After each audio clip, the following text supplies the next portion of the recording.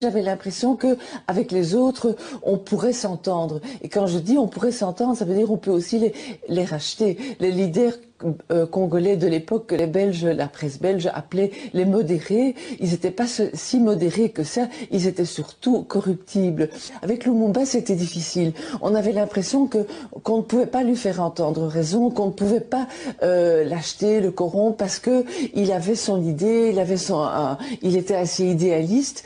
En ce sens-là, oui, c'était un radical. Même en Belgique, les adversaires de Lumumba ne restent pas inactifs. Comme la commission d'enquête a pu l'établir, des fonds secrets sont envoyés au Congo dès juillet 60 pour déstabiliser le gouvernement Lumumba.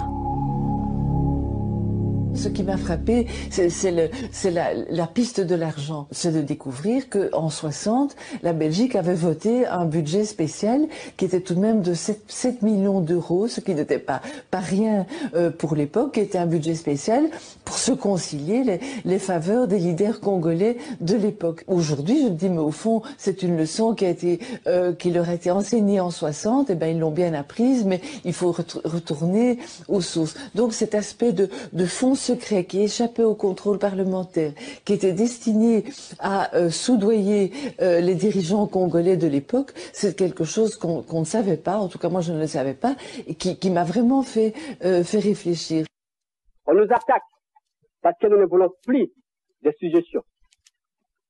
On nous attaque parce que les membres du gouvernement congolais sont des hommes honnêtes qui n'acceptent pas la corruption. On a voulu nous acheter. On a voulu m'acheter moi-même, pas des millions. J'ai refusé, je n'accepterai pas un centime pour mon peuple.